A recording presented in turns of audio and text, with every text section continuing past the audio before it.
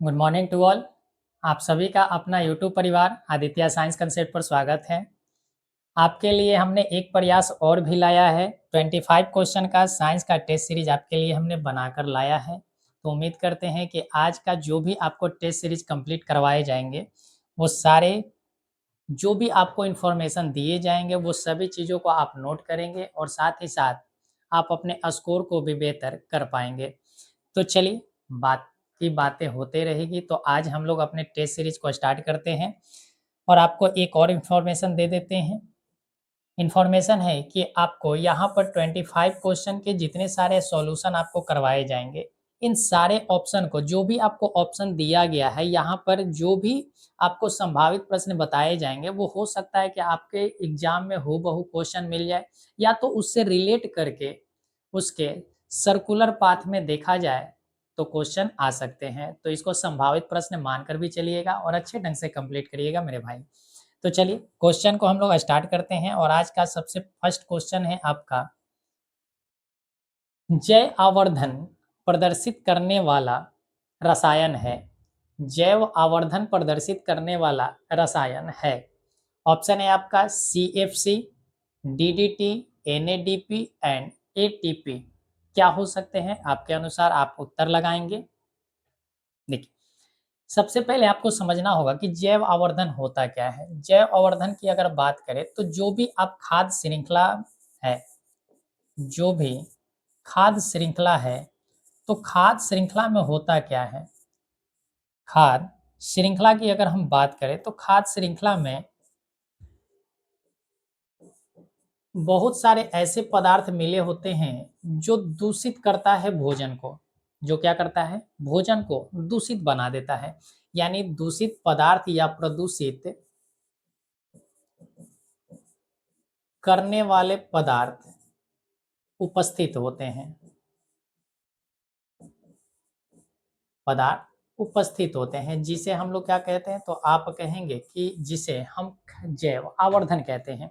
तो इस जैव आवर्धन को प्रदर्शित करने वाला जो रसायन है, यानी हमें बताना है कि वह कौन सा पदार्थ है जो हमारे भोजन को, जो हमारे फसलों को सबसे ज्यादा प्रदूषित करता है। सबसे पहला है CFC। CFC की अगर हम बात करें तो CFC का फुल फॉर्म आप ध्यान रखेंगे, क्लोरोफ्लोरोकार्बन। क्लोरो फ्लोरो कार्बन। क्लोरोफ्लोरोकार्बन। इस क्लोरोफ्लोरोकार्बन का इस्तेमाल की अगर हम बात करें तो इसका इस्तेमाल होता है, आप फ्रिज देखे होंगे, आपके घर में जो फ्रिज है उस फ्रिज में CFC का इस्तेमाल किया जाता है, क्लोरोफ्लोरोकार्बन का। और अगर बात की जाए तो आपने एयर कंडीशनर यानी AC आपने देखा होगा, AC में भी CFC गैस भरे होते हैं। और यही दोनों गैस जो है वायुमंडल में जाकर ओजोन परत के लिए, ओजोन जो परत है, जो हमें परावैंगनिक किरण से सुरक्षित, हमें सुरक्षा प्रदान करता है, उसको सबसे ज़्यादा नुकसान पहुंचाता है। तो CFC से इतनी बातें आपको ध्यान में रखना है। सबसे पहला कि क्लोरोफ्लोरोकार्बन हम इसे कहते हैं। सेकंड पॉइंट की बात कि इसका इस्तेमाल हम लोग फ्रिज के लिए, फ्रिज में को ठंडा करने के लिए और AC में इस्तेमाल करते हैं। और ये किसको नुकसान पहुंचाता है? तो आप कहेंगे कि ओजोन परत को नुकसान पहुंचाता है। तो ये हमारा रहा CFC। इसी तरीका से अगर बात की जाए, आप इसको नोट कर लीजिएगा। इसी तरह से अगर बात की जाए DDT का, तो DDT एक प्रकार का कीटनाशक है। DDT एक कीटनाशक है जिसका इस्तेमाल हम लोग करते हैं कीट को मारने के लिए। यानी जो हमारा फसल होता है, फसल में, फसल के जड़ में या उनके पत्तियों में लग जाते हैं क्या, बहुत सारे कीट लग जाते हैं, तो उस कीट को नष्ट करने के लिए हम DDT रसायन का छिड़काव करते हैं। एक होता है ATP। ATP का फुल फॉर्म हमने कईयों बार बताया है कि एडिनोसिन ट्राइफॉस्फेट। इसका हम लोग भोजन करते हैं तो भोजन करने से हमें ऊर्जा प्राप्त होता है और उस ऊर्जा को हम लोग मापते हैं ATP में। यानी हमारे शरीर में ऊर्जा जो होता है वो किस में मापते हैं? ATP में। और 38 ATP मिलकर एक ग्लूकोज का निर्माण करता है। एक ग्लूकोज का निर्माण करता है। तो ये हमारा एटीपी रहा। तो हमें जैव आवर्धन प्रदर्शित करने वाला रसायन चाहिए था जो हमारे फसलों को क्या करता है, नुकसान पहुंचाता है। तो हमारा सही आंसर डीडीटी के साथ जाएगा।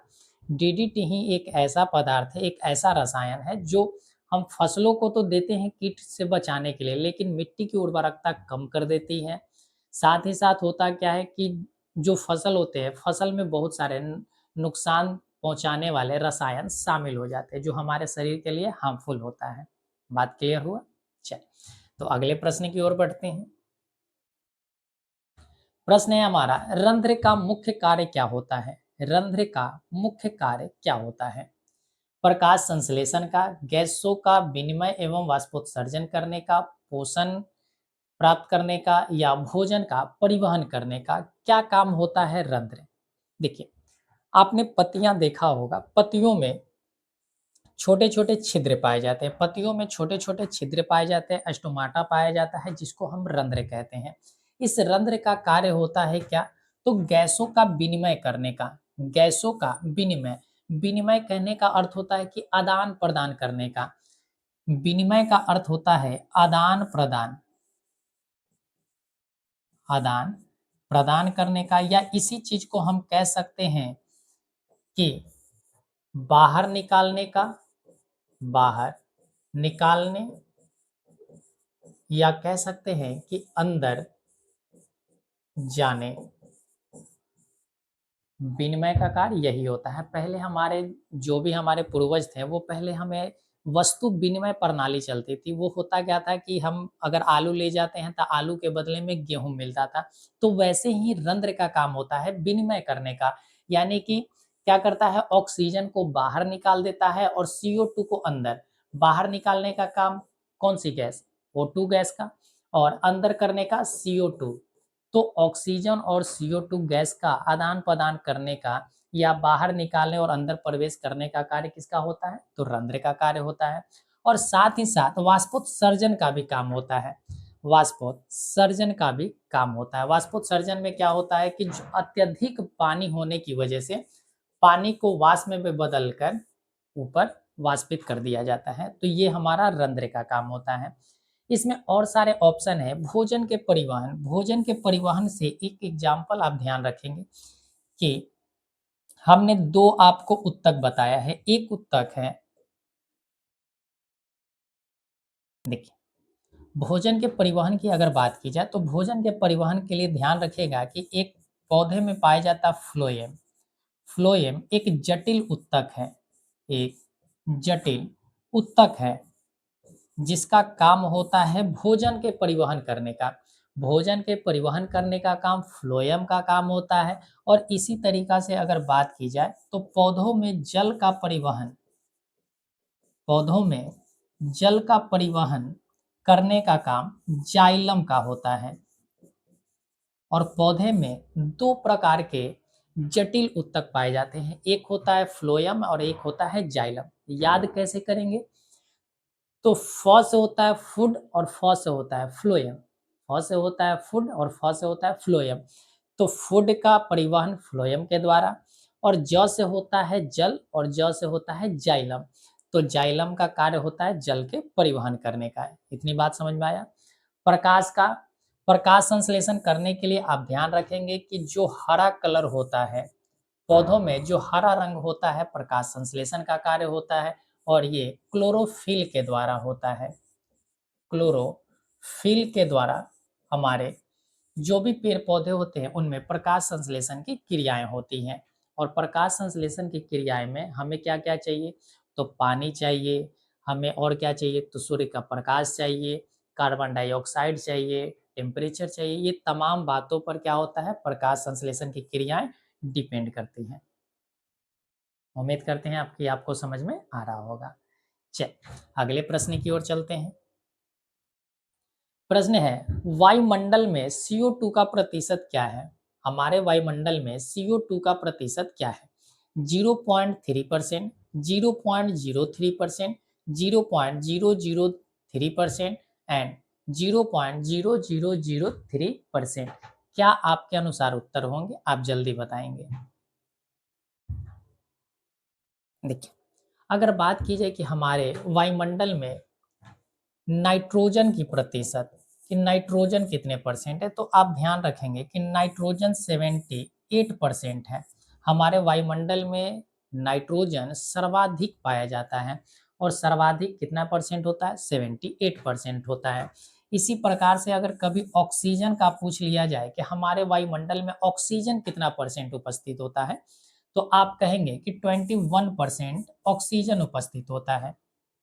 और CO2 की अगर मात्रा पूछ लिया जाए तो CO2 की मात्रा 0.03% होता है, 0.03% होता है। तो आप यहाँ से देख रहे हैं कि नाइट्रोजन 78% है, ऑक्सीजन 21% है और CO2 हमारा 0.03% है। लेकिन यहीं से एक और क्वेश्चन बन जाता है कि पृथ्वी पटल पर, यानी पृथ्वी पर सबसे ज़्यादा पाए जाने वाले गैस कौन-सी है? तो पृथ्वी पर पाए जाने वाला सर्वाधिक गैस ऑक्सीजन है। पृथ्वी पर पाए जाने वाले सर्वाधिक गैस कौन-सी है? ऑक्सीजन है। जबकि हमसे पूछा गया है वायुमंडल में CO2 का प्रतिशत पूछा गया, तो हम वायुमंडल में CO2 का प्रतिशत 0.03% के साथ अपना उत्तर लगाएँगे और हमें यहाँ से 1 मार्क्स मिल जाएगा। चलिए, तो इन सारे पॉइंट को आप नोट करते हुए चलिएगा, ताकि आपको जो भी यहाँ से संभावित प्रश्न बन सकता है, आप क्वेश्चन मेरे भाई बिल्कुल छोड़कर नहीं आइएगा। प्रश्न है, पौधों के उत्सर्जन पदार्थ है, पौधों का उत्सर्जन पदार्थ है। अब यहाँ सवाल आता है कि उत्सर्जन का अर्थ होता क्या है? देखिए, आपने पढ़ा होगा डाइजेस्टिव सिस्टम। डाइजेस्टिव सिस्टम आपने पढ़ा होगा कि हमारे शरीर में, मनुष्य के शरीर में डाइजेशन होता है। डाइजेशन के बाद क्या होता है? तो आप कहेंगे पाचन के बाद क्या होता है? तो आप कहेंगे कि उत्सर्जन का कार्य होता है। उत्सर्जन कुछ नहीं है, बस हमारे शरीर से अवांछनीय पदार्थ को बाहर निकालना।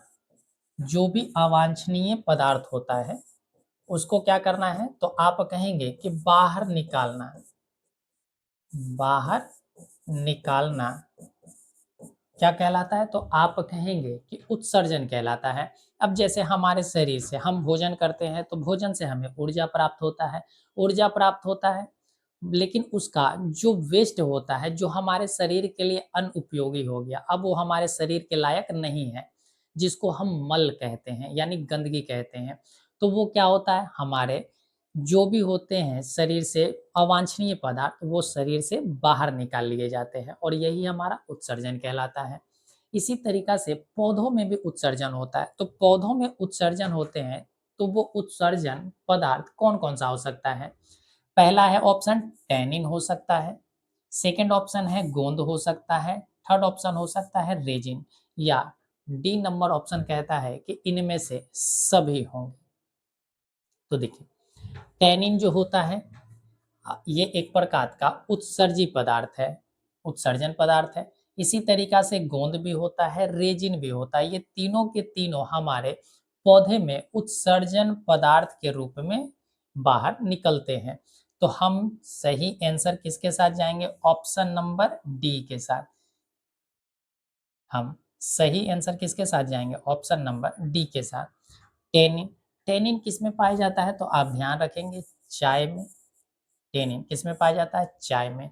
इसी तरीका से रबर बनाने के लिए क्या होता है? तो पेड़ के जो दूध होते हैं, वो भी एक प्रकार का क्या होता है? उत्सर्जन पदार्थ होता है। तो उससे हम रबर बना लेते हैं। गोंद बनाने के लिए आपने देखा होगा।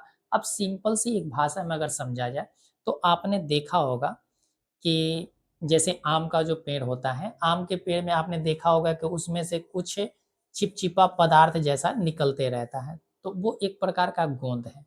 क्या है? एक प्रकार का गोंद है। तो टैनिन, गोंद और रेजिन, ये सारे के सारे क्या है? पौधे के उत्सर्जन पदार्थ है। अगले क्वेश्चन की ओर चलते हैं। क्वेश्चन है, डायलिसिस मशीन द्वारा रक्त का शुद्धिकरण की प्रक्रिया कहलाती है। डायलिसिस मशीन, डायलिसिस मशीन क्या है? तो कह रहा है कि डायलिसिस मशीन के द्वारा रक्त का शुद्धिकरण किया जाता है, यानी रक्त जो होता है, हमारा ब्लड जो होता है, ब्लड को प्यूरिफिकेशन करने का कार्य किया जाता है। अब ब्लड में प्यूरिफिकेशन का अर्थ क्या होता है कि हमारे ब्लड में बहुत सारे ऐसे पदार्थ होते हैं जो हमारे शरीर के लिए क्या होता है, नुकसानदेह होता है, जैसे यूरिया। यूरिया को छानने का काम कौन करता है? तो आप कहेंगे किडनी। और रक्त का जो शुद्धिकरण होता है वो कहाँ पर होता है? तो आप कहेंगे कि किडनी के पास होता है। किसके पास होता है? किडनी के पास। यानी कि जो हमारा ब्लड होता है, ब्लड को प्यूरिफाई करने का कार्य किसका होता है? किडनी का, जिसे हम वृक्क कहते हैं, जिसे वृक्क के नाम से भी जाना जाता है। ये कैसा होता है? तो आप कहेंगे कि सेम का जो बीज बीज होता है, सेम का बीज होता है, उसी के आकार जैसा हमारा किडनी होता है।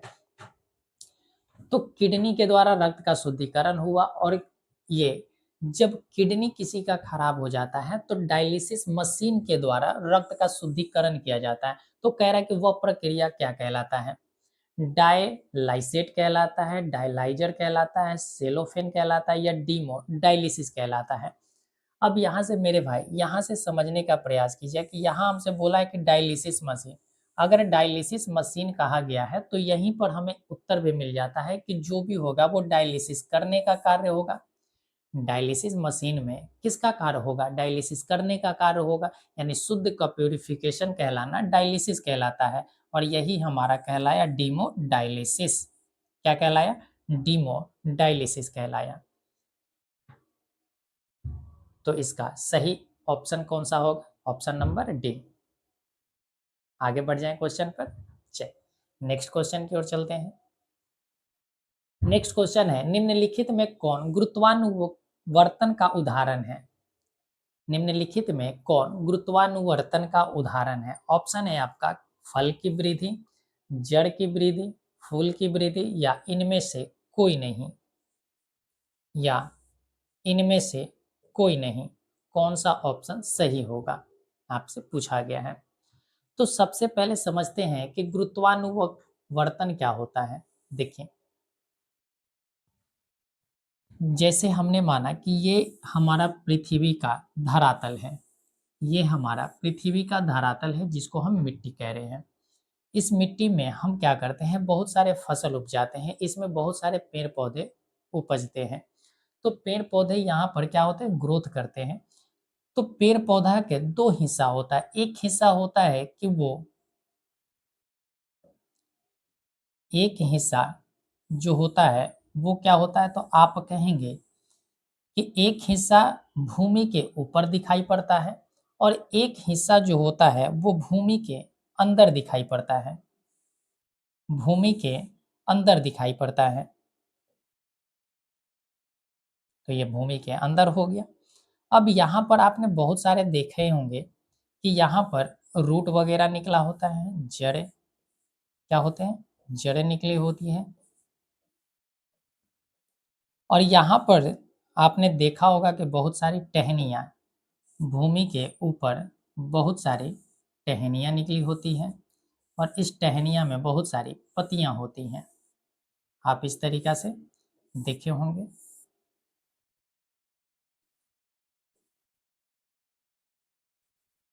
इस तरीक़ा से बहुत सारी पत्तियाँ, और यहीं पर आप देखे होंगे कि कुछ फल भी लटके होते हैं। तो देखिए, गुरुत्वानुवर्तन का अर्थ होता है कि गुरुत्वीय त्वरण के कारण नीचे की ओर जाएगा, यानी गुरुत्वाकर्षण के कारण वो नीचे की ओर ग्रोथ करेगा। तो हमेशा ध्यान रखिएगा कि भूमि के अगर नीचे ग्रोथ कर रहा है, भूमि के नीचे अगर कोई भी चीज़, पेड़ पौधे का कोई भी अंग अगर भूमि के नीचे ग्रोथ कर रहा है तो हम उसे कहते हैं कि गुरुत्वानुवर्तन है। क्या है? गुरुत्वानुवर्तन है। और भूमि के यदि ऊपर ग्रोथ कर रहा हो, भूमि के ऊपर यदि ग्रोथ कर रहा है तो उसे हम कहते हैं कि प्रकाशानुवर्तन है। क्या है? प्रकाशानुवर्तन है। तो यहाँ से आप दो चीज़ ध्यान रखेंगे कि एक होता है गुरुत्वानुवर्तन और एक होता है प्रकाशानुवर्तन। प्रकाशानुवर्तन का अर्थ हुआ कि भूमि के ऊपर यानी कि सूर्य के दिशा में जिधर सूर्य का प्रकाश जाएगा उधर की ओर गति करेगा तो उसको प्रकाशानुवर्तन कहें यानी फोटोट्रोपिज्म कहा जाता है। और अगर भूमि के नीचे अगर ग्रोथ कर रहा है तो उसे हम जियोट्रोपिज्म या हम कह सकते हैं कि गुरुत्वानुवर्तन कहते हैं। तो यहाँ से हमसे पूछा गया है कि गुरुत्वानुवर्तन का उदाहरण कौन सा है। अब जरा आप ही सोचकर हमें बताएं कि फल कहाँ पर होता है, भूमि के ऊपर या भूमि के नीचे। तो आप बहुत सारे ऐसे फल देखे होंगे जो भूमि के नीचे भी होता है, लेकिन वो भूमि के नीचे वो फल तो है लेकिन वो बीज के रूप में जाना जाता है। तो फल जो होता है मुख्यतः ऊपर की ओर प्रकाशानुवर्तन होगा। जड़ की वृद्धि नीचे की ओर होती है, इस वजह से हम कहेंगे कि जड़ जो है वो गुरुत्वानुवर्तन का उदाहरण है। फूल जो होता है वो प्रकाश की ओर होता है यानी भूमि के ऊपर, तो हम कहेंगे कि फूल जो है प्रकाशानुवर्तन है। तो हमारा सही आंसर कौन सा होगा? जड़ की वृद्धि। कौन सा होगा? जड़ की वृद्धि होगा और यही हमारा सही आंसर है। नेक्स्ट क्वेश्चन हमारा है पूर्ण विकसित अंडाशय कहलाता है। पूर्ण विकसित अंडाशय कहलाता है। पूर्ण विकसित अंडाशय कहलाता है। क्या कहलाएगा? आप सही आंसर लगाएंगे। देखिए हमने कहा है कि जो भी हमारा फल होता है, ठीक है, वो जैसे आपने पढ़ा होगा कि स्त्री केसर, स्त्री केसर, स्त्री केसर के 3 हिस्सा होते हैं। स्त्री केसर के 3 हिस्सा होता है। पहले हिस्सा की अगर बात करें तो वर्तिका है, सेकंड हिस्सा वर्तिकाग्र होता है और थर्ड हिस्सा की बात करें तो अंडाशय होता है। अंडाशय होता है और ये तीनों मिलकर स्त्री केसर का निर्माण करता है जिसको हम जयांग भी कहते हैं, जिसे जयांग के नाम से भी जाना जाता है। हमने कईयों बार आपको ये बातें समझाया है। तो वर्तिका, वर्तिकाग्र और अंडाशय, और बोला है हमसे कि पूर्ण विकसित अंडाशय कहलाता है। जब अंडाशय पूरी तरह से विकसित हो जाता है तो यही अंडाशय आगे चलकर फल का निर्माण करता है। किसका निर्माण कर लेता है? फल का निर्माण कर लेता है। तो हमारा पूर्ण विकसित अंडाशय जो है वो किसका निर्माण करता है? फल का निर्माण करता है। तो इस वजह से हमारा सही आंसर फल होगा। इसी तरीका से अगर आपसे बीज का पूछा जाए तो बीज का निर्माण बीजांड से होता है। बीज का निर्माण किससे होता है? बीजांड से होता है। फल का निर्माण अंडाशय से, बीज का निर्माण बीजांड से होता है। इतनी बात आप समझ गए होंगे। ये क्वेश्चन पूछा जा सकता है कि बीज का निर्माण किससे होता है। क्वेश्चन है हमारा लैंगिक जनन संचारित रोग है। लैंगिक जनन संचारित रोग है कौन सा? पहला है पीलिया, सेकेंड ऑप्शन है आपका चेचक, थर्ड ऑप्शन है एड्स और फोर्थ ऑप्शन है प्लेग। यानी इनमें से कौन सा ऑप्शन है जो लैंगिक जनन संचारित रोग है?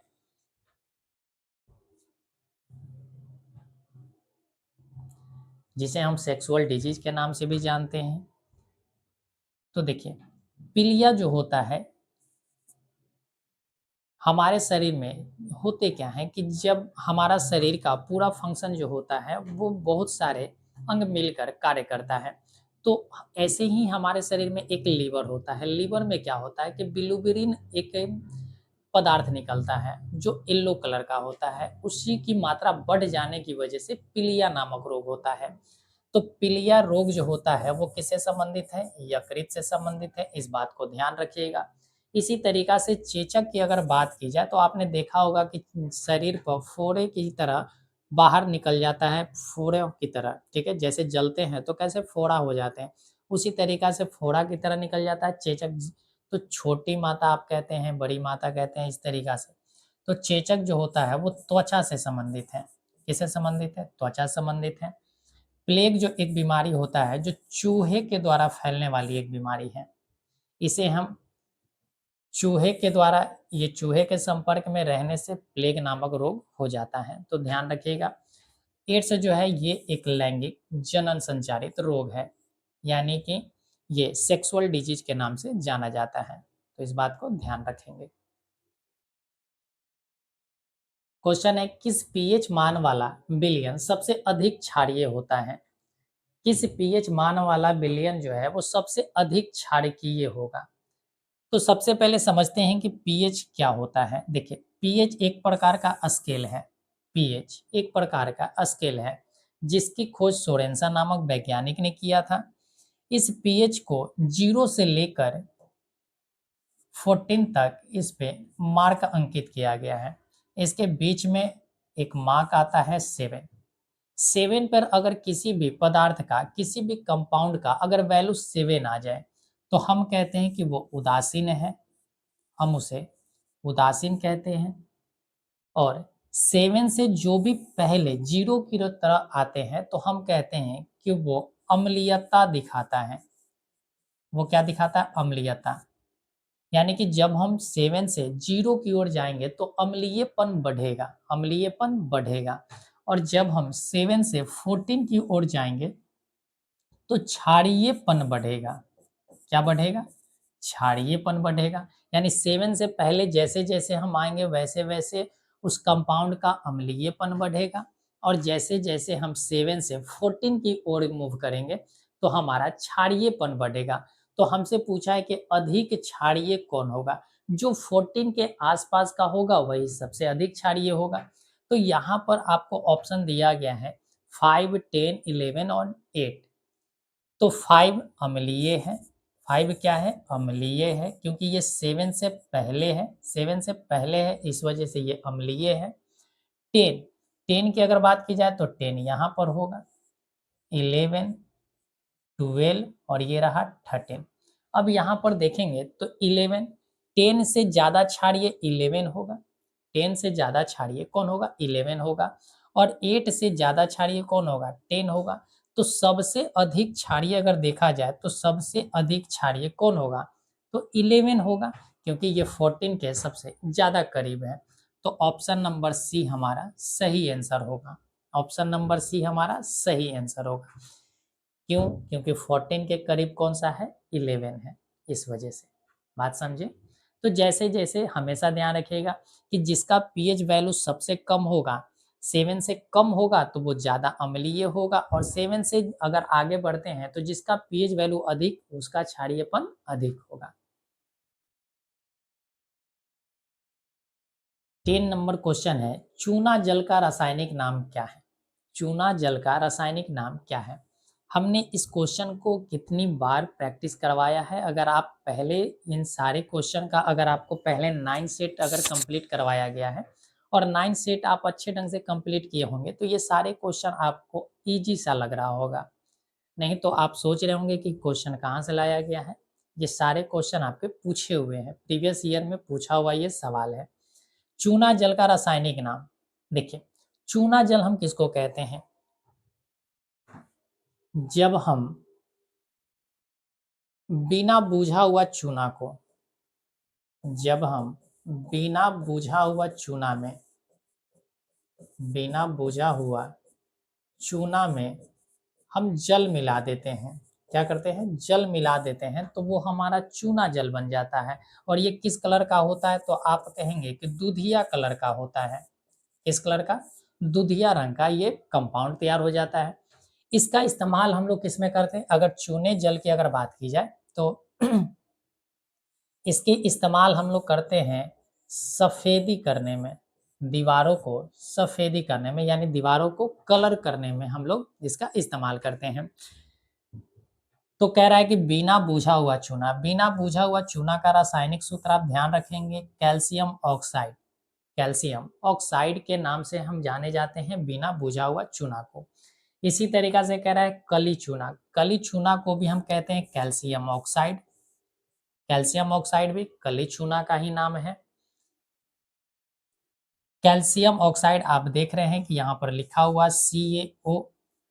तो ये बिना बुझा हुआ चूना कहिए, कली चूना कहिए या कैल्शियम ऑक्साइड कहिए, ये तीनों एक ही कंपाउंड का नाम है। हमसे पूछा गया है चूना जल का रासायनिक नाम, तो कैल्शियम हाइड्रा ऑक्साइड कली, कैल्शियम हाइड्रा ऑक्साइड चूना जल का रासायनिक नाम है। यानी CaOH का होल ट्वाइस, ये क्या है? तो आप कहेंगे कि ये चूना जल है। ये क्या है? चूना जल है। यानी कि जब हम कैल्शियम ऑक्साइड में हम जल मिला देते हैं तब किसका निर्माण होता है? तो आप कहेंगे कि कैल्शियम हाइड्रा ऑक्साइड का होल ट्वाइस, OH का होल ट्वाइस हमारा प्राप्त होता है। बात समझिए। चल नेक्स्ट क्वेश्चन पे चलते हैं। नेक्स्ट क्वेश्चन है, निम्नांकित में सोडा एस का सूत्र कौन सा है? सोडा एस का सूत्र कौन है? CaCl2, NaCO3, NaCl, NHCO3, कौन सा हो सकता है? चल देखिए, सोडा एस की अगर बात की जाए तो सोडा एस का दूसरा नाम होता है, अन्य नाम की अगर बात की जाए तो इसे हम वाशिंग सोडा के नाम से भी जाना जाता है। वाशिंग सोडा के नाम से हम इसे जानते हैं, या इसी को हम धोबिया सोडा भी कहते हैं। इसे धोबिया सोडा भी कह देते हैं। तो ध्यान रखिएगा कि सोडा एस कुछ नहीं है, बस कपड़े साफ करने वाली सोडा है, जिसे हम धोबिया सोडा या धावन सोडा के नाम से जानते हैं। तो धावन सोडा का रासायनिक सूत्र आपको पता होना चाहिए कि सोडा एस का NaCO3, sodium carbonate. Sodium carbonate जो है ये धावन सोडा का नाम है। इसी तरीका से NaHCO3 आप ध्यान रखेंगे, NaHCO3 को हम लोग खाने वाला सोडा कहते हैं, खाने वाला सोडा। सोडियम बाइकार्बोनेट खाने वाला सोडा हो गया, सोडियम कार्बोनेट धोने वाला सोडा हो गया। इसी तरीका से NaCl का भी ध्यान रखेंगे कि NaCl को हम लोग सोडियम क्लोराइड यानी खाने वाला नमक के नाम से जानते हैं, या इसी को हम टेबल साल्ट भी कहते हैं। इसी को टेबल साल्ट के नाम से जाना जाता है। कभी भी आपसे पूछा जाए कि टेबल साल्ट का रासायनिक सूत्र क्या होता है, तो आप कहेंगे NaCl। बात समझे या नहीं समझे? बात समझ गए? चल तो अगले प्रश्न की ओर चलते हैं। प्रश्न है हमारा, निम्नांकित में कौन ग्लोबल लवण का सूत्र है? निम्नांकित में ग्लोबल लवण का सूत्र है Na2SO4 into 10H2O, Na2SO4 into 7H2O, Na2SO4 into 5H2O, Na2SO4 2H2O, कौन सा ग्लोबल साल्ट है आपसे पूछा गया है। आप ध्यान रखेंगे कि ग्लोबल साल्ट कुछ नहीं, बस ये सोडियम सल्फेट डेकाहाइड्रेट का नाम है। सोडियम सल्फेट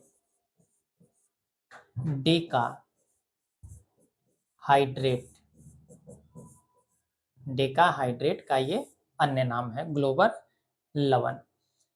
तो इसका फॉर्मूला क्या होता है आप ध्यान रखेंगे, इसका रासायनिक सूत्र Na2SO4 into 10H2O, ये ग्लोबल साल्ट का रासायनिक सूत्र है। तो देखिए कौन सा ऑप्शन है आपका, Na2SO4 10H2O, option number A हमारा सही आंसर है।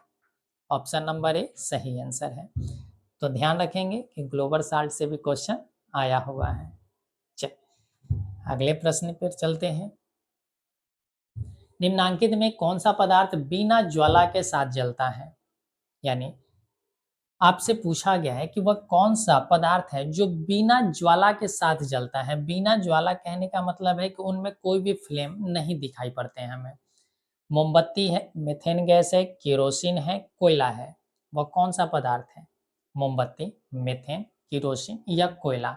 यह कौन सा पदार्थ है जिसको हम जलाते हैं तो जलाने पर फ्लेम नहीं निकलता है? जलाने पर फ्लेम नहीं निकलता है। चल आप सोच लिए होंगे आंसर। सबसे पहले कह रहा है मोमबत्ती। मोमबत्ती जब जलाएंगे हम तो उसमें आपने देखा होगा कि ज्वाला ऊपर की ओर निकलता हुआ आपको दिखाई पड़ते हैं। इसी तरीका से अगर मेथेन गैस की बात की जाए तो मेथेन गैस को भी जलाएंगे तो उसमें से ज्वाला निकलता है। जैसे कोयले की जो खदान होती है, कोयले की खदान में मीथेन गैस के कारण ही आग लग जाता है और उसमें से क्या निकलते रहते हैं, फ्लेम निकलते रहते हैं। तो इसमें भी ज्वाला निकलेगा। इसी तरीका से केरोसिन तेल आपने लैंप जलाए होंगे और लैंप में आपने देखा होगा कि ऊपर रेड कलर येलो कलर का क्या होता है, तो आप कहेंगे ज्वाला निकलता है। तो इन तीनों में ज्वाला निकलता है। कोयला जब हम जलाते हैं तो कोयला जलाने पर हमें ज्वाला नहीं निकलता, ज्वाला नहीं निकलता है, ये हमें केवल हीट देता है। हीट कहने का मतलब है कि ऊष्मा हमें डायरेक्ट दे देता है। ये सब ऊष्मा के साथ साथ हमें क्या देता है, तो आप कहेंगे ज्वाला भी देता है। ऊष्मा तो मोमबत्ती भी देती है, मेथेन गैस भी देता है, केरोसिन भी देता है, लेकिन ऊष्मा के साथ साथ ज्वाला भी देता है, लेकिन ये हमारा केवल कोयला ऊष्मा प्रदान करता है। क्वेश्चन है, निम्नांकित में संश्लेषण सूचक कौन है? निम्नांकित में संश्लेषक सूचक कौन सा है?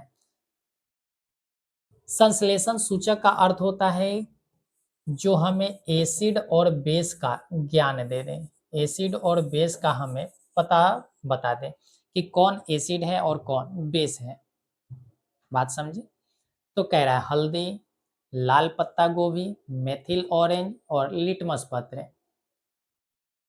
और कह रहा है संश्लेषण, संश्लेषण कहने का अर्थ हुआ कि कृत्रिम। ये क्या है? कृत्रिम, जो मानव निर्मित है, यानी कि मानव द्वारा बनाया गया, मानव द्वारा निर्मित है। जो क्या बताता है? एक इंडिकेटर है जो हमें एसिड और बेस की जानकारी दे देता है। तो कह रहा है कि वो कौन सा हो सकता है?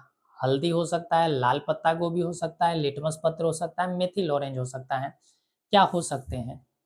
हम बताएंगे इनसे। चलिए देखिए, अगर बात की जाए हल्दी की, तो हल्दी भी इंडिकेटर है, हल्दी भी एक इंडिकेटर है जो हमें एसिड और बेस का पता लगा देता है। तो ध्यान रखिएगा कि हल्दी जो होता है, हल्दी में अगर हम एसिड डालते हैं तो कोई भी रंग में परिवर्तन नहीं होता है। एसिड में, अगर हल्दी में हम एसिड डालते हैं, जैसे नींबू निचोड़ कर हम खाते हैं, दाल में हम नींबू निचोड़ते हैं, तो नींबू निचोड़ने पर क्या होता है? दाल का कलर पीला से कहीं और नहीं बदलता ना। तो आप कहेंगे कि हल्दी जो होता है, हल्दी में जब हम एसिड डालेंगे, हल्दी में जब हम एसिड डालेंगे तो इसके कलर में कोई परिवर्तन नहीं होगा, यानी कलर नो चेंज। लेकिन अगर हल्दी में आप बेस डालते हैं, यानी कि जब आप क्षार मिलाते हैं उसमें, तो इसका कलर रेडिश ब्राउन हो जाता है, रेडिश ब्राउन हो जाता है। रेडिश ब्राउन कहने का अर्थ क्या हुआ कि लाल भूरा कलर का हो जाता है, लाल भूरा कलर का हो जाता है। और आपने देखा होगा कि जब किसी को चोट लग जाता है, जब किसी को चोट लग जाता है तो वो हल्दी और चूना मिलाकर चढ़ाते हो लेप। तो देखिएगा कि हल्दी में जैसे ही आप चूना डालते हैं, तो चूना डालने पर क्या हो जाता है? उसके कलर बदल जाते हैं, लाल भूरा हो जाता है। तो इस बात को ध्यान रखिएगा। लाल पत्ता गोभी है, ये भी एक प्रकार का इंडिकेटर है, और ये हमारा कृत्रिम ना होकर ये क्या है? आप कहेंगे कि प्राकृतिक है, प्राकृतिक है। इसी तरीका से लिटमस पत्र जो होता है, ये भी हमारा प्राकृतिक इंडिकेटर है। और प्राकृतिक इंडिकेटर ध्यान रखिएगा कि लिटमस हम लाइकेन के पौधा से प्राप्त करते हैं, लाइकेन के पौधा से प्राप्त करते हैं। इस बात को आप ध्यान रखेंगे कि लाइकेन का जो पौधा होता है उसी से हम लिटमस पत्र तैयार करते हैं। तो ये भी प्राकृतिक हुआ। तो एक ही ऑप्शन हमारा बचा, मेथिल ऑरेंज।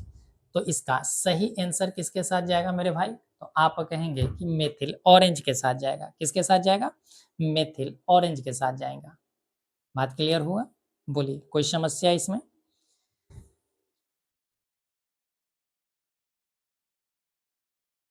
चल, अब यहाँ से कुछ और भी बातें ध्यान रखेंगे।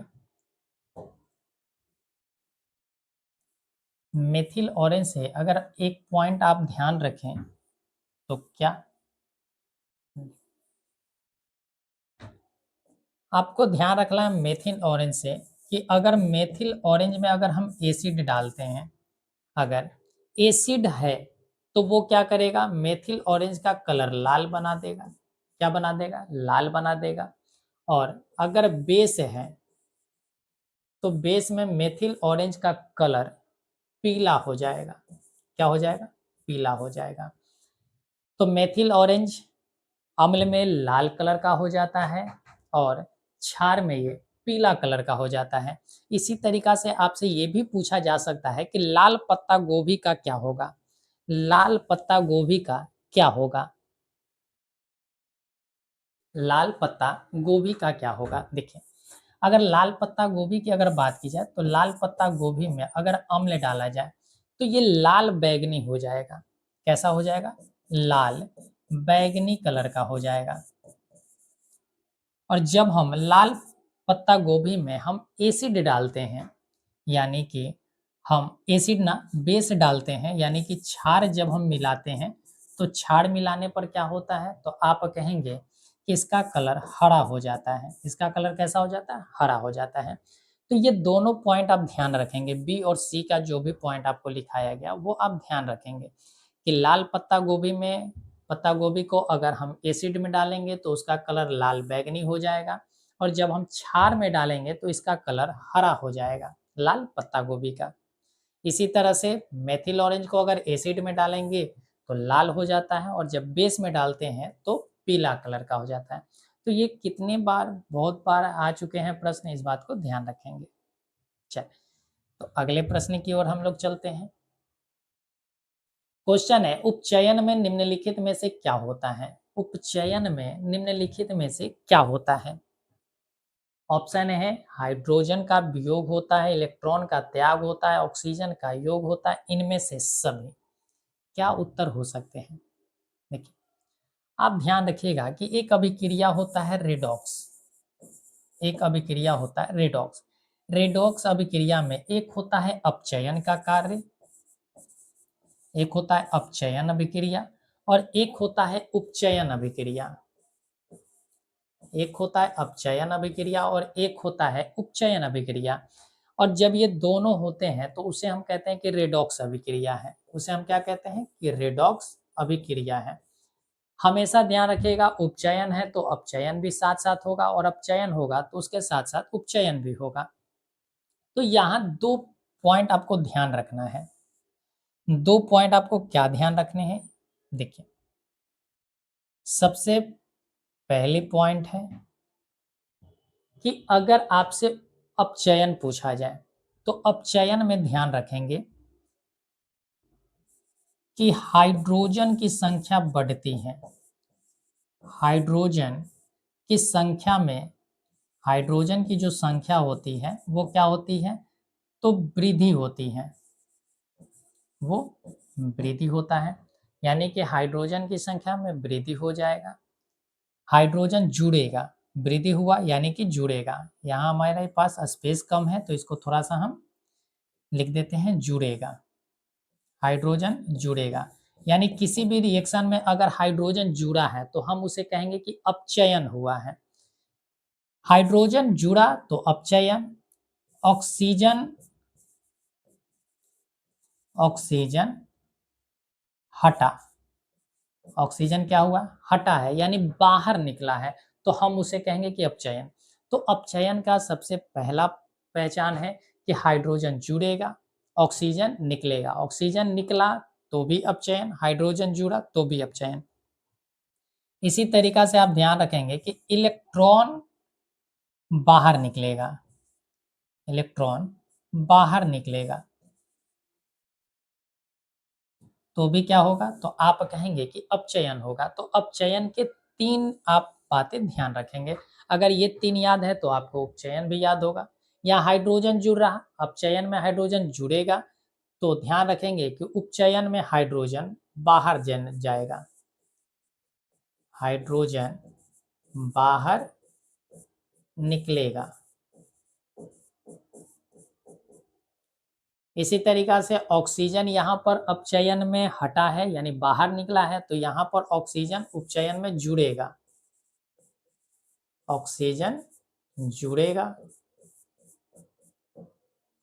इसी प्रकार से अपचयन में इलेक्ट्रॉन बाहर निकला है तो यहाँ पर उपचयन में इलेक्ट्रॉन जुड़ेगा, इलेक्ट्रॉन क्या होगा? जुड़ेगा। इस बात को ध्यान रखेंगे। तो ये तीन जो की पॉइंट है आप अच्छे ढंग से नोट कर लेंगे।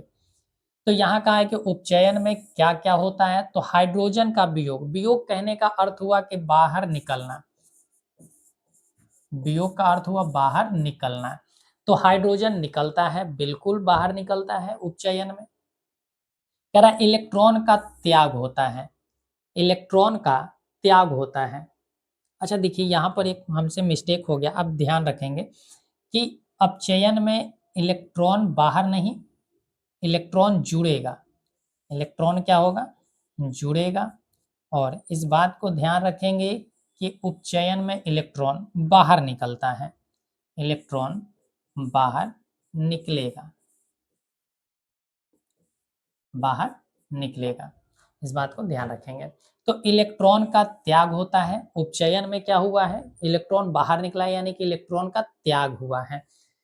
तो ये भी ऑप्शन सही है, हाइड्रोजन का वियोग होना, इलेक्ट्रॉन का त्याग होना। और कह रहा है कि ऑक्सीजन का योग, ऑक्सीजन जुड़ेगा, उपचयन में क्या होता है, ऑक्सीजन जुड़ेगा।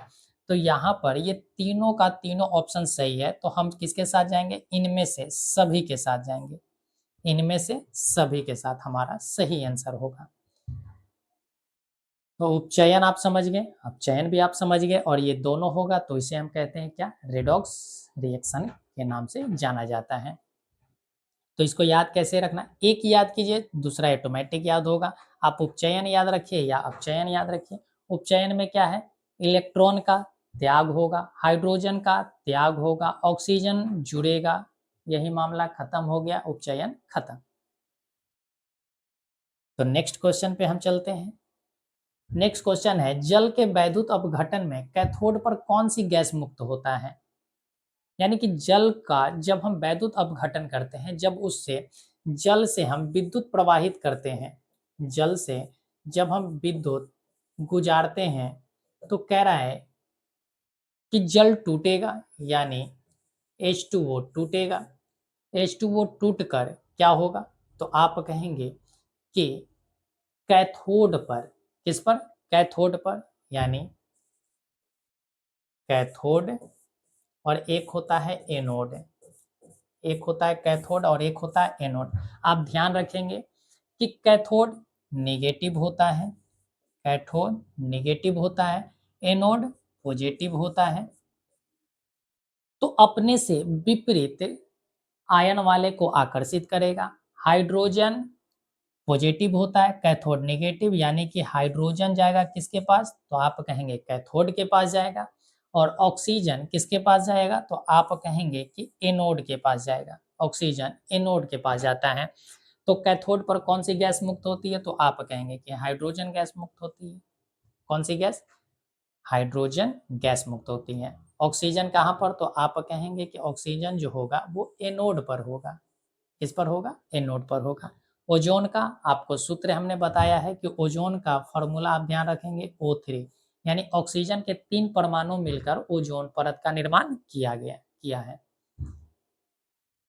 तो ये सारे बातें आप नोट कर लिए होंगे, उम्मीद करते हैं आपको अच्छा लग रहा होगा सेट, आपके मार्क्स इम्प्रूव हो रहे होंगे। हमारा एक प्रयास आपके लिए जो भी किया जा रहा है, ताकि आपका मार्क्स जो है अच्छे ढंग से इम्प्रूव हो सके।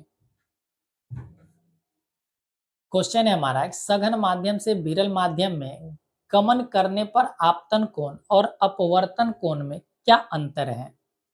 सघन माध्यम से विरल माध्यम में जाना है। ध्यान रखेंगे कि जैसे ये कोई लाइन है जो क्या कर रहा है, माध्यम को अलग करने वाला लाइन है, माध्यम को अलग करने वाली लाइन है। ऊपर हम मान लेते हैं कि सघन है, या नीचे मान लेते हैं कि सघन है, और ऊपर विरल है। ऊपर विरल माध्यम है, नीचे सघन माध्यम है। तो कह रहा है कि कोई किरण आया है, ये किरण जब विरल माध्यम से सघन माध्यम में जाएगा तो होगा क्या, तो आपको पता है कि अभिलंब की ओर मुड़ जाएगा। क्या होगा, अभिलंब की ओर मुड़ जाएगा। तो यहाँ पर होते क्या है कि ये वाली जो एंगल है, इस एंगल को हम बोलते हैं कि आपतन कोण है। इसको हम कहते हैं आपतन कोण, यानी इंसिडेंट एंगल। और यहाँ पर हमारा एंगल आर हो गया, एंगल आर हो गया।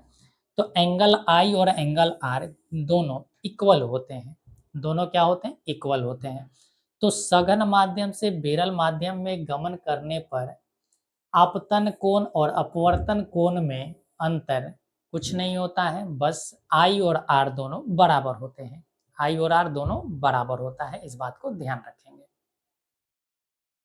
अब जैसे यहाँ एक और एग्जांपल हम आपसे पूछ सकते हैं कि जैसे अगर यहाँ 20 डिग्री है, यहाँ अगर 20 डिग्री है तो आर भी कितने डिग्री का होगा, 20 डिग्री का होगा। सिंपल सा ऐसे भी प्रश्न पूछा जा सकता है आपको एंगल देकर, तो आप डरिएगा बिल्कुल नहीं।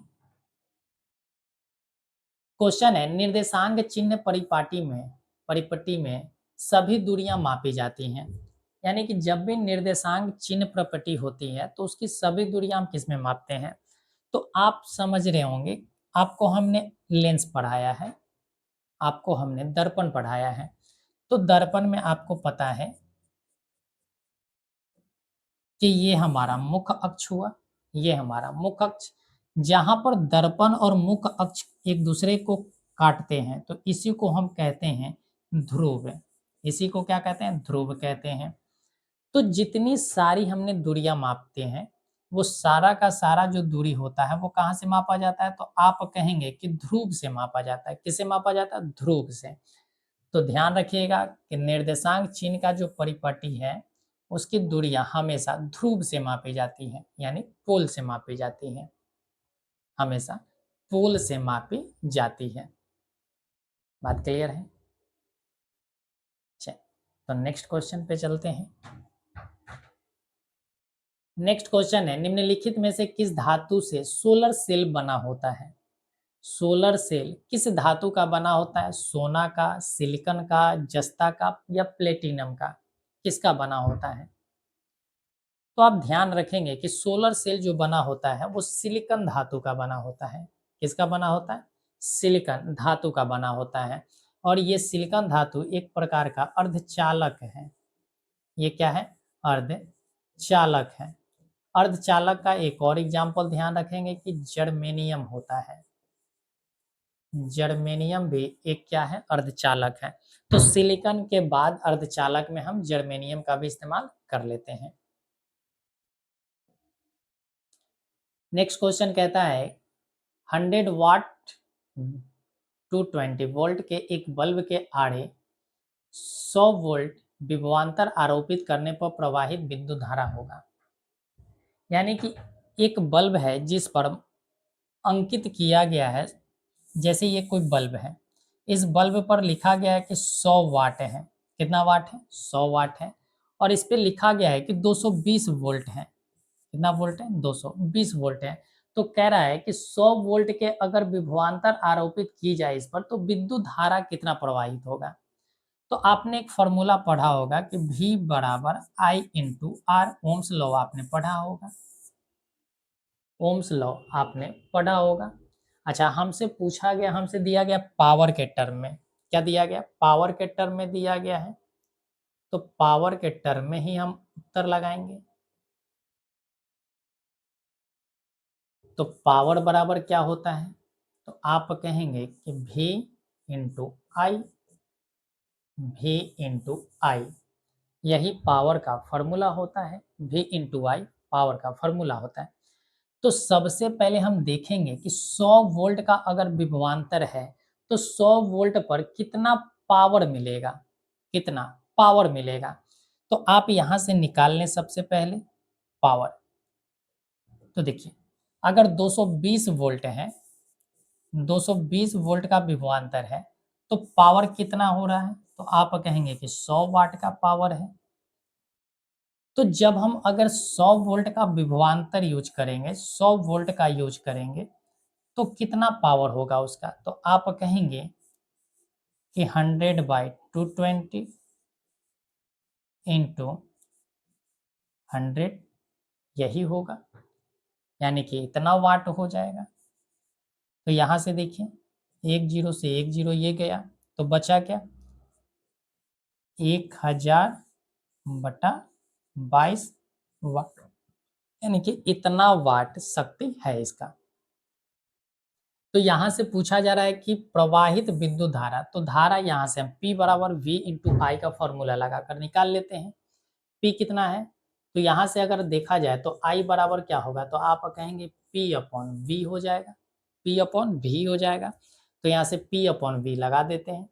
P कितना आया है, 1000 बटा 22।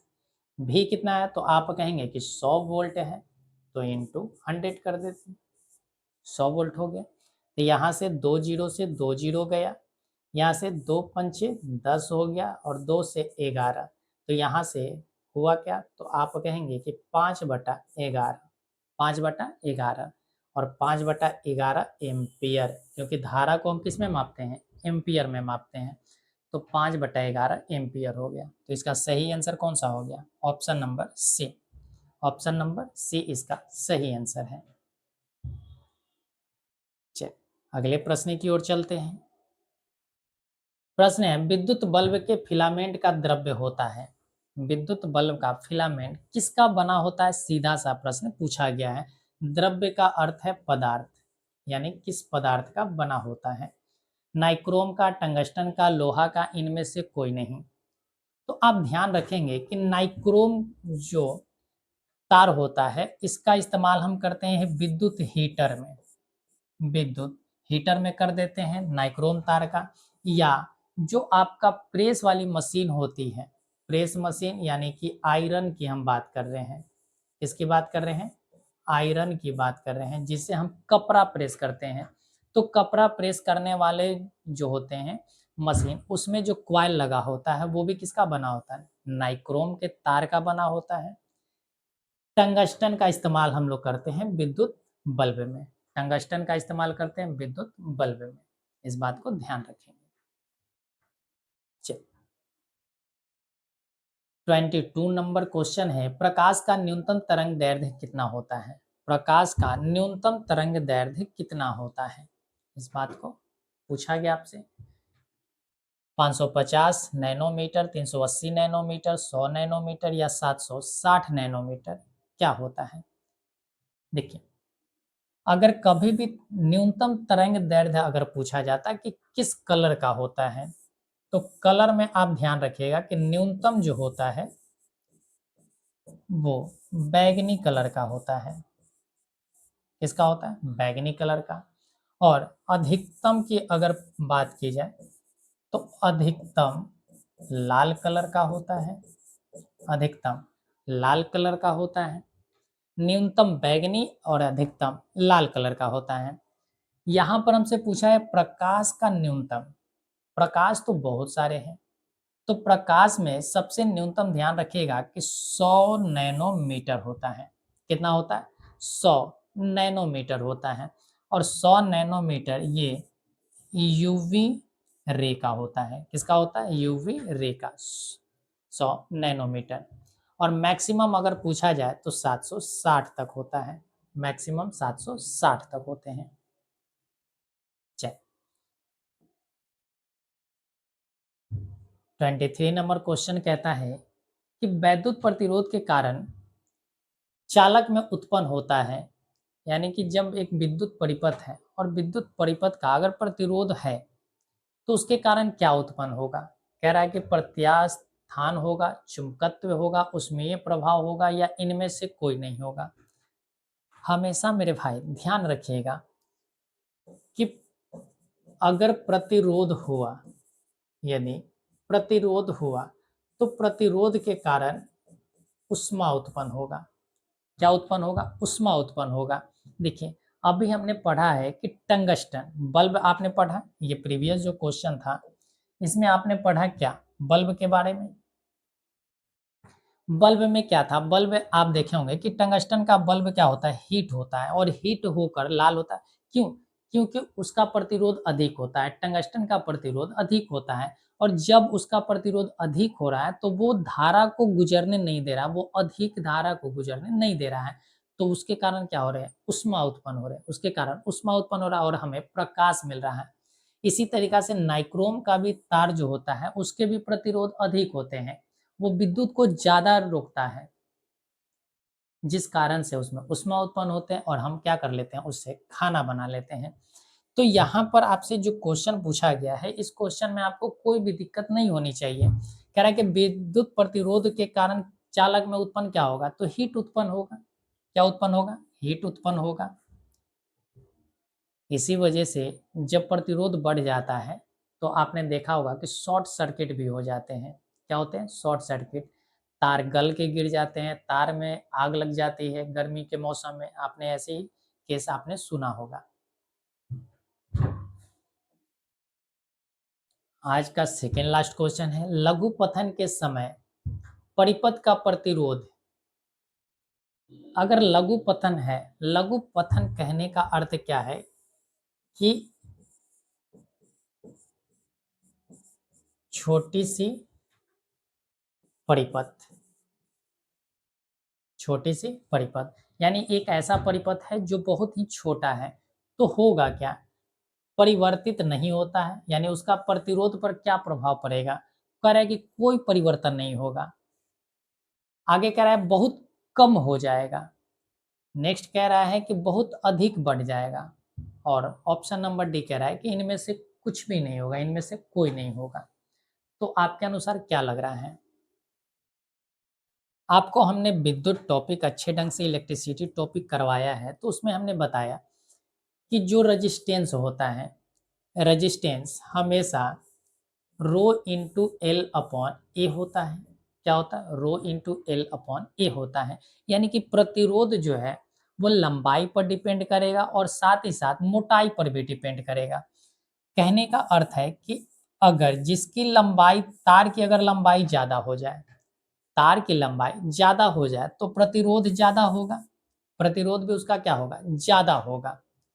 और जब हम लंबाई कम कर दें, परिपथ की लंबाई कम कर दें, तो उसका प्रतिरोध भी कम हो जाएगा, उसका प्रतिरोध भी कम हो जाएगा। इसी तरीका से अगर हम मोटाई की बात करें, तो मोटाई में आप देखा जाए तो प्रतिरोध और मोटाई में उल्टा संबंध है। प्रतिरोध और मोटाई में उल्टा संबंध है। यानी अगर जो तार पतला है तो उसमें प्रतिरोध अधिक होगा, उसमें प्रतिरोध अधिक होगा। और जो मोटी तार है उसका प्रतिरोध कम होगा। यानी कि जो जितना मोटा तार होगा उसका प्रतिरोध उतना ही कम होगा, और जिस तार की मोटाई कम होगी उसकी प्रतिरोध अधिक होगी। इस बात को ध्यान रखेंगे। तो प्रतिरोध पर क्या प्रभाव पड़ेगा अगर लघु पथन है, यानी कि अगर परिपथ छोटा है तो बहुत कम हो जाएगा प्रतिरोध। प्रतिरोध क्या हो जाएगा? बहुत ही कम हो जाएगा। और परिपथ को अगर लंबा कर दिया जाए तो प्रतिरोध अधिक हो जाएगा। बात समझे? चलिए, आज का लास्ट क्वेश्चन है कि ऑक्सीजन के परिवहन के लिए कौन जिम्मेदार है? ऑक्सीजन के परिवहन के लिए जिम्मेदार रक्त का कौन सा घटक है? कह रहा आरबीसी, डब्ल्यूबीसी, रक्त पट्टिकानु। रक्त पट्टिकानु, जिसको हम प्लेटलेट्स भी कह देते हैं, जिसे हम प्लेटलेट्स के नाम से भी जानते हैं। तो आप यहाँ से अच्छे ढंग से ध्यान रखेंगे। देखिए, आरबीसी की अगर बात की जाए तो ध्यान रखेंगे कि इसे हम एरिथ्रोसाइट के नाम से जानते हैं। कभी भी आपसे पूछा जाए कि एरिथ्रोसाइट किसका नाम है, तो आरबीसी का नाम है। ल्यूकोसाइट अगर पूछा जाए तो ल्यूकोसाइट ध्यान रखेंगे कि डब्ल्यूबीसी को कहते हैं। और प्लेटलेट्स की अगर बात की जाए तो वो रक्त बिंबाणु को कहते हैं। प्लेटलेट्स, रक्त बिंबाणु। और इसी को हम थ्रम्बोसाइट भी कहते हैं, थ्रम्बोसाइट भी कहते हैं। तो पहला पॉइंट हुआ कि एरिथ्रोसाइट आरबीसी का नाम है, ल्यूकोसाइट डब्ल्यूबीसी का नाम है, और थ्रम्बोसाइट रक्त पट्टिकानु यानी प्लेटलेट्स का नाम है। अब इन तीनों का कार्य समझ लेते हैं कि इन तीनों का कार्य क्या है। आरबीसी का कार्य होता है कि ऑक्सीजन ऑक्सीजन और CO2 का परिवहन करना, यानी कि हमारे शरीर में ऑक्सीजन को लाना, सारे अंग में ऑक्सीजन पहुंचाना, ये किसका काम है? तो आप कहेंगे आरबीसी का काम है। और विभिन्न अंग से CO2 को लेकर हमारे शरीर से बाहर निकालना, यानी फेफड़े तक पहुंचाना, वो भी किसका काम है? आरबीसी का काम है। इसी तरीका से अगर बात की जाए डब्ल्यूबीसी का, तो डब्ल्यूबीसी का कार्य क्या होता है? तो डब्ल्यूबीसी का कार्य होता है रोग प्रतिरोध से बचाना। क्या काम है? रोग प्रतिरोध से बचाना, यानी कि हमारे शरीर में रोग उत्पन्न होते हैं, उस रोग से बचाने का कार्य कौन करता है? तो आप कहेंगे कि डब्ल्यूबीसी का काम होता है। थ्रोम्बोसाइट का काम क्या होता है? तो आप याद रखेंगे कि रक्त को जमाने में, रक्त को जमाने में यानी रक्त को थक्का बनाने में कौन कार्य करता है? तो आप कहेंगे कि प्लेटलेट्स का कार्य होता है। किसका कार्य होता है? प्लेटलेट्स का कार्य होता है। तो हमसे पूछा गया कि ऑक्सीजन के परिवहन के लिए जिम्मेदार कौन सा है? तो ऑक्सीजन के परिवहन के लिए जिम्मेदार आरबीसी होता है मेरे भाई। कौन होता है? आरबीसी होता है। तो आज का ये हमारा 25 क्वेश्चन का सेट कंप्लीट हुआ और उम्मीद करते हैं कि आपको जितने बेहतर ढंग से आपको समझाया गया हो, आप अच्छे ढंग से नोट भी किए होंगे, समझे भी होंगे और आपको ये भी पता चला होगा कि हमारा कितना मार्क्स आ पाया। तो आप अपने मार्क्स को कमेंट बॉक्स में अवश्य बताएंगे कि कितना आपके मार्क्स आए, कितने प्रश्न आपने सही लगाया है। तो चलिए, ऐसे ही हमारे नए सेट के इंतजार में आप जुड़े रहिए, आप हमारे साथ ऐसे ही बेहतर क्वेश्चन के लिए चैनल को सब्सक्राइब कर लीजिए और अपने दोस्तों के साथ भी शेयर कर दीजिएगा। तो चलिए फिर मिलते हैं अगले वीडियो में, तब तक आप अपना ख्याल रखें।